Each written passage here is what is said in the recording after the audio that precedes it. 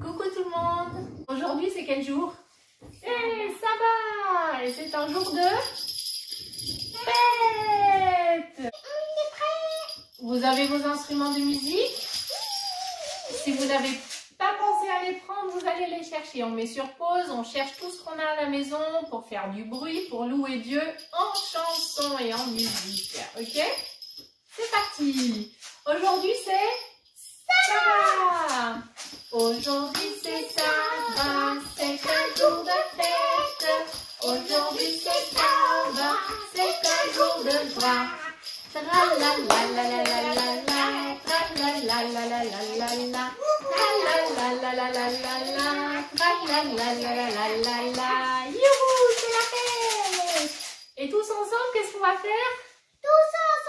Tous ensemble, on va s'amuser. Hey, hey, c'est super que tu sois là. Dieu nous a, toi et moi. Tous ensemble, on va s'amuser. Hey, hey, c'est super que tu sois là. Dieu nous a, toi et moi. J'ai une idée. Aujourd'hui, on va se dire bonjour avec les gens qui sont autour de vous, vos frères et sœurs, la famille, papa, maman, voilà. On va faire une chanson avec les mains pour se dire bonjour, d'accord?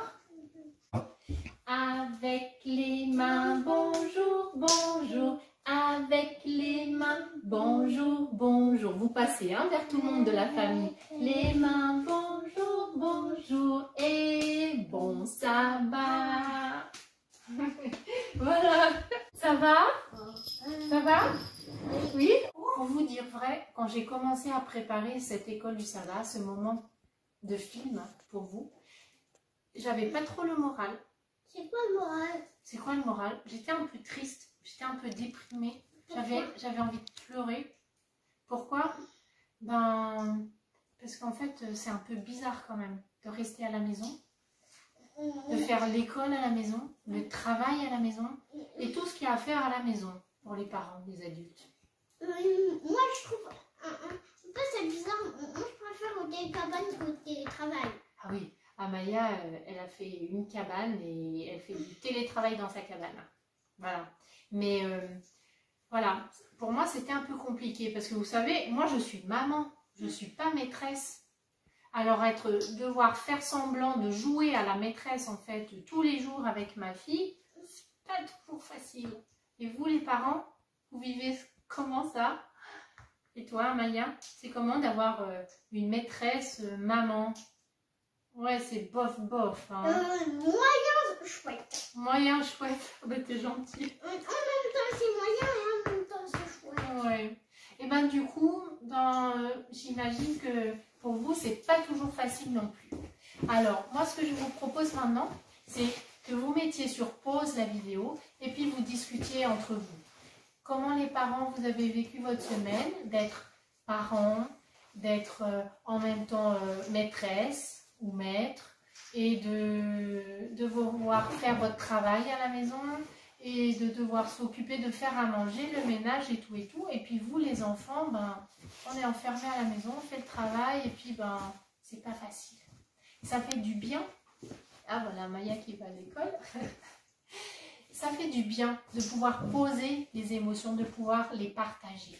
Alors, on fait un petit moment ça, vous mettez sur pause et vous discutez entre vous. Comment vous avez vécu cette semaine dans cette période vraiment bizarre, difficile. Ok? Voilà, vous avez pu discuter? Ça fait du bien de se dire les choses, c'est important, même si c'est pas toujours facile. Je vous propose de faire une prière, d'accord? Je veux faire monter vers toi ma prière, comme un parfum qui sent bon. Nous aimerions te dire, Jésus, merci. Merci parce que tu es avec nous, dans notre cœur, même si on ne te voit pas. Nous aimerions te demander de nous aider à nous aimer, à prendre soin les uns des autres, même si c'est pas facile. Parce que toute la journée enfermée ensemble, avec chacun nos choses à faire, c'est pas facile. Mais on sait que tu as promis de prendre soin de nous et que tu vas le faire. Donne-nous la force et le courage, s'il te plaît. Merci parce que tu tiens tes promesses. Amen. Amen. Est-ce que vous savez pourquoi le sabbat, c'est un jour de fête? Ben oui,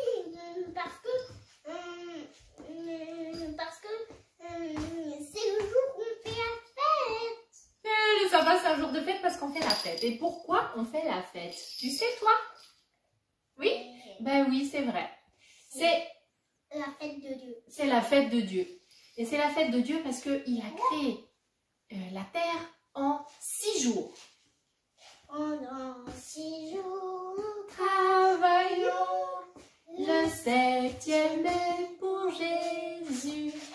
1, 2, 3, 4, 5, 6 pour nous. 1, 2, 3, 4, 5, 6 pour nous. 1, 2, 3, 4, 5, 6 pour nous. Le 7e est pour Jésus. Bah oui, c'était pas prévu cette chanson, mais c'est une bonne idée. Le 7e, c'est le jour qu'on réserve à Jésus. Parce que il nous l'a offert en cadeau. Il a fait la création pendant 6 jours. Il a tout préparé pour nous. Et puis le 7e, le super cadeau, le jour de repos. Et le jour de repos, ça veut dire on reste au lit toute la journée, on dort toute la journée. C'est ça? Non. Non? On fait quoi alors? Ben, on travaille pas. Ah, on passe du temps avec la famille, avec Dieu, avec les amis. On profite de la nature.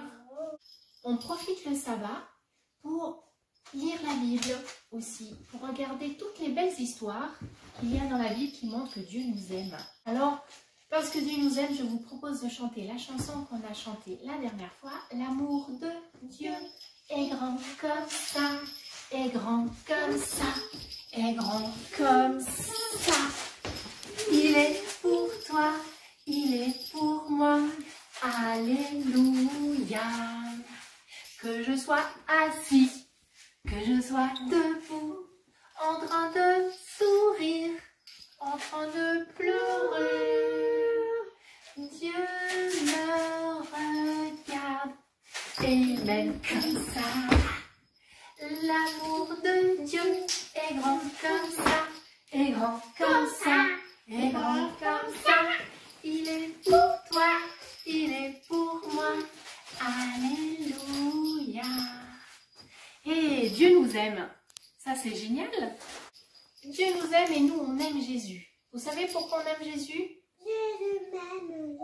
On peut chanter cette chanson. On On commence ensemble? Jésus m'aime, je le sais, car la Bible me le dit. Les enfants sont ses trésors, s'ils sont faibles, il est fort. Oui, Jésus m'aime, oui, Jésus m'aime, oui, Jésus m'aime, la Bible me le dit. Donc du coup, la chanson que je voulais vous proposer, on aime Jésus aussi parce qu'on a confiance en lui, on sait qu'il nous guide, on sait qu'il nous aime et on sait qu'il nous guide. Alors, on peut chanter la chanson Mon auto, eh oui, mon auto, Jésus la guide. Vous vous mettez debout, vous mettez sur pause, vous allez chercher quelque chose que vous pouvez tenir pour faire le volant. Ok? Allez, pause. Ça y est, vous avez trouvé quelque chose? Un couvercle, une assiette en carton. Et si vous n'avez rien, c'est pas grave, on fait semblant. Ça marche aussi. Ok? C'est parti. Mon auto, Jésus la guide sûrement. Avec lui, je file en chantant.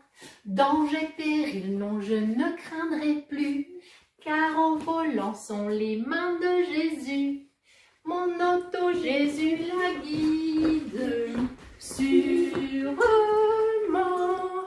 Avec lui, je file en chantant. Génial, on se rassied? Alors Jésus, il est toujours là au volant si on lui donne le volant, bien sûr, parce qu'il ne va pas l'arracher, le prendre tout seul, lui dire allez, je conduis ta vie. Non, non, non. C'est à nous d'aller le chercher, c'est à nous de dire oui Jésus, je veux que tu conduises ma voiture, ma vie. Est-ce que tu es connecté à Jésus? Oui? Non? Alors, je te propose de chanter une chanson qui se trouve dans le CD de Viens avec moi de la ZAP, Z-A-P. Tu peux chercher sur YouTube, il est vraiment super. C'est un chant qui s'appelle Connecte-toi. Amaya et moi, on n'est pas des pros de la chanson. Hein. Donc, si jamais, n'hésitez pas d'aller sur YouTube pour voir la chanson en vrai. Hein. Elle est vraiment trop géniale. C'est parti, on essaye de faire les gestes avec. Et puis la même chose, hein. Comme c'est une vidéo, vous mettez sur pause, vous revenez en arrière, on recommence autant de fois qu'on a envie. D'accord? Allez, c'est parti. 1, 2, 3. Connecte-toi à Jésus. Oui, tu peux tout lui raconter. Connecte-toi à Jésus. Il est prêt à t'écouter. Approche-toi de lui. Il veut te rencontrer. Il est près de toi. Même si tu ne le vois pas, tu sais, il a promis, il a promis, il ne t'abandonnera jamais. Connecte-toi à Jésus, oui, tu peux tout lui raconter. Connecte-toi à Jésus. Il est prêt à t'écouter. Et toi, tu es prêt à écouter une nouvelle histoire qui parle de Jésus? Enfin, de Dieu, de la Bible? Alors c'est parti. Alors, la semaine passée, on a vu l'histoire Abraham à la rescousse. Il était allé sauver son neveu Lot. On est toujours sur l'histoire d'Abraham. Vous vous rappelez? Il habitait à Aram avec sa femme Sarai et son neveu Lot. Dieu a dit à Abraham de partir et Abraham lui a fait confiance. Il lui a dit, je te donnerai ce pays à toi et à ta descendance. Et du coup, Abraham, il a cru. Ça voulait dire que Dieu lui disait, le pays où je te dirai d'aller, tu pourras là-bas avoir plein d'enfants, plein de petits-enfants, plein d'arrière-petits-enfants. À l'époque, il avait déjà 75 ans. C'est un âge de parents ou de grands-parents ou d'arrière-grands-parents? De grands-parents. Ah oui, plutôt de grands-parents, même peut-être d'arrière-grands-parents. Est-ce qu'on peut avoir des enfants quand on a 75 ans? Non. Ben non, on est trop vieux. À part avec Dieu. À part avec Dieu, c'est vrai. Parce que pour Dieu, tout est possible. Mais chut, c'est la suite de notre histoire. Il ne faut pas tout dire. Abraham a fait confiance à Dieu. Et vous savez quoi? Quand il avait déjà 99 ans, il n'avait toujours pas d'enfant. Et là, ben Abraham, il croyait en Dieu, mais il n'avait plus trop confiance en cette promesse. Et un jour, eh ben, Dieu a parlé à Abraham. Il lui a dit, va dehors, regarde les étoiles dans le ciel. Est-ce qu'il y a beaucoup ou il y a peu d'étoiles dans le ciel, tu crois, toi? Il y en a beaucoup. Il y en a vraiment, mais tellement. 110 millions. Même plus. On ne peut pas les compter tellement il y en a. Et la poussière, ça se compte? Les grains de poussière là qu'on voit qui volent des fois quand il y a le soleil qui passe, on voit plein de petits trucs très jolis qui brillent. Ben, c'est la poussière. On n'arrive pas à le compter non plus.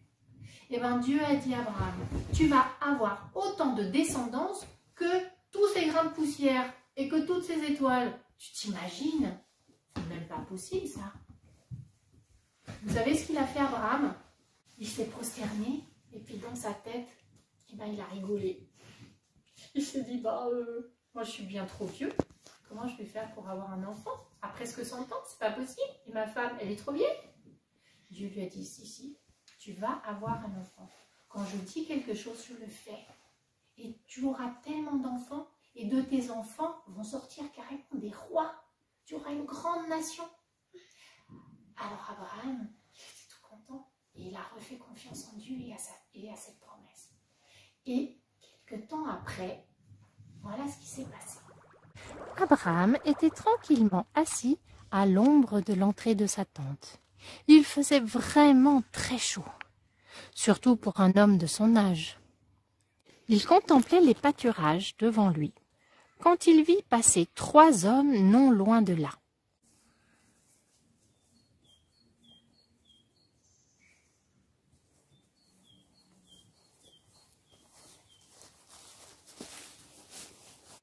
Il fait vraiment trop chaud pour être dehors au beau milieu de la journée, se dit Abraham. Il sauta sur ses pieds et s'empressa d'aller accueillir les hommes. « Je vous en prie, restez avec moi un moment, » dit-il alors qu'il s'inclinait très bas devant eux. « On va vous apporter un peu d'eau pour laver vos pieds poussiéreux.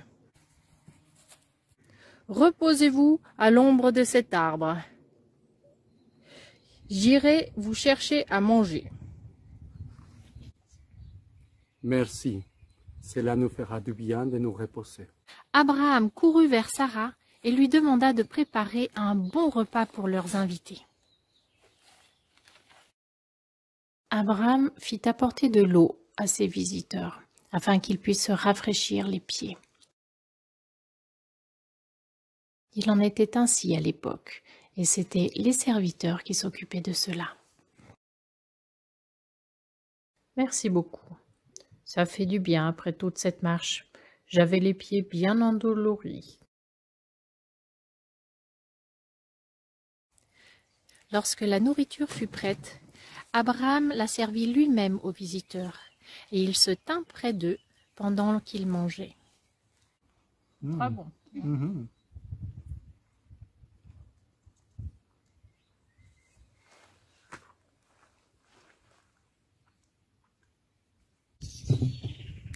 L'un des hommes regarda Abraham. Abraham ne le savait pas encore, mais cet homme, c'était le Seigneur. « Où est ta femme Sarah ?» demanda l'homme. « Elle est sous la tente, » répondit Abraham. Alors, l'homme dit à Abraham, « L'année prochaine, à la même période, je reviendrai, et Sarah, ta femme, aura un enfant. » Sarah entendit l'homme, et elle rit. « Mais j'ai 90 ans, je suis beaucoup trop vieille pour avoir un enfant. » pensa Sarah dans sa tête. Alors le Seigneur dit à Abraham, « Pourquoi Sarah rit? Pourquoi elle a dit « je suis trop vieille pour avoir un bébé » ? Est-ce qu'il y a quelque chose d'impossible pour le Seigneur? Non. L'année prochaine, je reviendrai à la même époque, et Sarah tiendra son fils dans ses bras. Sarah mit sa main sur sa bouche. Oh, comment cet homme pouvait-il connaître ses pensées? Il n'y avait qu'une seule réponse possible. Cet homme devait être le Seigneur. Et ce que le Seigneur avait promis s'accomplit. Sarah eut un bébé, un fils. Son propre petit bébé. Quand il vint au monde, Sarah dit à Abraham, « Je l'appellerai Isaac, car son prénom veut dire « il rit ». Le Seigneur m'a donné tant de joie que je veux rire tous les jours. Et tous ceux qui entendront cette histoire riront avec moi. J'étais vraiment trop vieille pour avoir un enfant, mais le Seigneur m'en a donné un. Loué soit le nom du Seigneur. Alors, vous avez trouvé comment cette histoire? Le bébé spécial de Sarah. Alors ça, c'est un super bébé spécial. Avoir un enfant à 90 ans, alors ça, c'est incroyable. Inimaginable, c'est même pas possible. Ah, c'est ce qu'ils pensaient, Abraham, hein, et Sarah. Mais finalement, ils ont eu ce bébé. Parce que quoi? Parce que mon Dieu est si grand, si fort et si puissant, rien n'est impossible à mon Dieu. C'est vrai. Mon Dieu est si grand, si fort et si puissant, rien n'est impossible à mon Dieu. Il a donné à Abraham le bébé qu'il attendait. Mon Dieu est si grand, si fort et si puissant, rien n'est impossible à mon Dieu. Eh oui, quand Dieu promet quelque chose, il le fait. Mais vous avez vu, il a fait la promesse quand il avait 75 ans. Et elle s'est accomplie quand il avait presque 100 ans. Ceux qui sont bons en maths, ça fait combien d'années qu'il a dû attendre Abraham?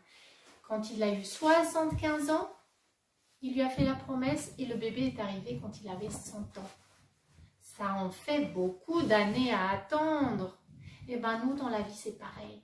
Dieu, il nous promet des choses, mais des fois on trouve que c'est trop long et on arrête d'avoir confiance. Alors qu'il faudrait toujours garder cette confiance. Parce que tout ce qu'il promet, Dieu le fait. Et ça, c'est sûr. Maintenant, je vous propose de faire une petite pause. Vous allez discuter entre vous, avec papa, maman, les frères et sœurs, ceux qui sont à côté de vous. Quelles sont les promesses que Dieu nous a faites dans la Bible? D'accord? On fait la pause et on se retrouve après. Alors du coup, vous avez trouvé quelques promesses que Dieu nous a faites dans la Bible? Moi, une des promesses que j'aime bien, c'est la promesse que il va revenir. Jésus est venu, il est né, c'était une promesse qu'il a faite, qu'il allait envoyer un sauveur. Jésus est né, il est mort, il est ressuscité, il est monté au ciel. Et il a promis qu'il allait nous préparer une place là-haut et qu'il allait revenir. Et que là-haut, dans ce nouveau monde qu'il crée, il n'y aura plus de mort, plus ni cris, ni pleurs, ni douleurs, plus de maladies. Ça sera trop génial, non? Et c'est chouette, on peut faire confiance à ça. Même si ça a l'air incroyable, parce que tout ce qu'il promet, il le fait. Et vous savez quoi? De parler de ce verset biblique, de ce lieu magnifique que Dieu nous prépare dans le ciel là-haut, ça me fait penser à une chanson. Et vous? Aussi? Dans le ciel là-haut. Ah non, c'est pas comme ça.